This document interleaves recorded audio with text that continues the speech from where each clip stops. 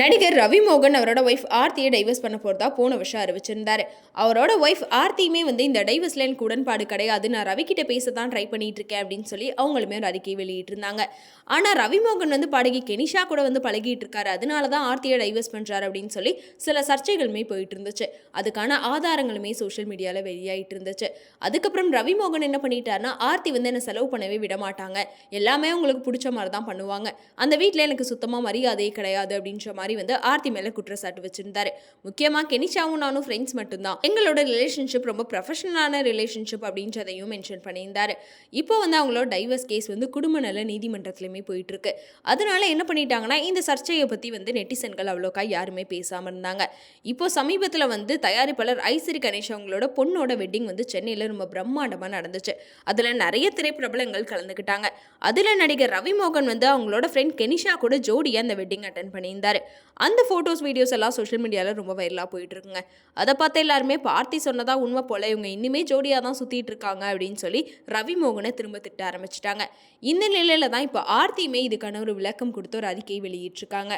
அந்த அறிக்கையில் அவங்க என்ன சொல்லியிருக்காங்கன்னா, 1 வருஷமா நான் அமைதியாக தான் இருந்தேன், அது என்னோட பலவீனம் கிடையாது, என்னோட குழந்தைங்களோட அமைதிக்காக தான். அது மட்டும் இல்லாமல் என்னை பற்றி நிறையவே குற்றச்சாட்டுகள் வந்துச்சு, அது எல்லாத்துக்குமே என்கிட்ட பதில் இருக்கு. ஆனால் நான் முக்கியமா அவர் முக்கியமா அப்படின்ற ஒரு டிசிஷன் எடுக்கிற அளவுக்கு என் குழந்தைங்களுக்கு நான் கஷ்டத்தை கொடுத்துடக்கூடாதுன்னு நினைச்சேன். ஆனால் இப்போ வெளியான ஃபோட்டோஸ் வீடியோஸ் மூலமாக அந்த உலகத்துக்கு தெரிஞ்சிருக்கும். எங்களோட டைவர்ஸ் கேஸ் இப்போ போயிட்டு இருக்கு. 18 வருஷமா அன்பு நம்பிக்கை வச்ச ஒருத்தர் என்னை மட்டும் விட்டுட்டு போல, அவர் என்னை கொடுத்த வாக்குறுதியிலேருந்து எல்லாத்தையுமே விட்டுட்டு தான் போயிருக்காரு. அதுவும் நாங்கள் சேர்ந்து கட்டின வீட்டை விட்டு என்னை வெளியே போக சொல்லி பேங்க் மூலமாக ப்ரெஷர் மே கொடுத்துட்டு இருக்காரு. நான் பணத்துக்காக தான் இருந்தேன் அப்படின்னு சொல்லி எல்லாருமே என் மேலே குற்றச்சாட்டு வச்சாங்க. ஒருவேளை அது உண்மையா இருந்திருந்தா இப்போ நான் இந்த மாதிரி இருக்கணுன்ற அவசியம் கிடையாது. நான் அன்பை மட்டும்தான் எதிர்பார்த்தேன், அதுக்காக தான் நம்பிக்கையுமே வச்சிருந்தேன். என் பிள்ளைங்களுக்கு இப்போ 10-14 வயசு தான், அது அவங்களுக்கு பாதுகாப்பு தான் தேவை, அதிர்ச்சி கிடையாது. ஏன்னா இந்த மாதிரி கோர்ட் கேஸ் பற்றியெல்லாம் அவங்களுக்கு புரிஞ்சுக்கிற அளவுக்கு வயசு கிடையாது.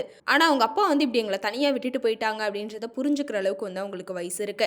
அது மட்டும் இல்லாமல் நான் ஒரு மனைவியாவோ இல்லைனா ஒரு அநீதி இழைக்கப்பட்ட பெண்ணாவோ பேசலை, என்னோட குழந்தைங்களோட நலனுக்காக தான் பேசுகிறேன். இப்போ நான் இதை பேசலை அப்படின்னா அவங்க ஃபியூச்சரில் அவங்க ரொம்ப வருத்தப்படுவாங்க. நீங்கள் இப்போ எப்படி வேணால் புதுசாக மாறி இருக்கலாம், ஆனால் உண்மை என்றைக்குமே மாறாது அப்படின்றதையும் சொல்லியிருப்பாங்க. முக்கியமாக என்னோட சர் நேம் பற்றி எல்லாருமே பேசிகிட்டு இருக்கீங்க, நான் இப்போயுமே ஆர்த்தி ரவின்னு தான் வச்சுருக்கேன்னு சொல்லி. ஆனால் இனிமேல் கேஸ் முடியலை, அதனால அந்த கேஸ் முடிகிற வரைக்குமே நான் ஆர்த்தி ரவின்னு தான் வச்சுருப்பேன்.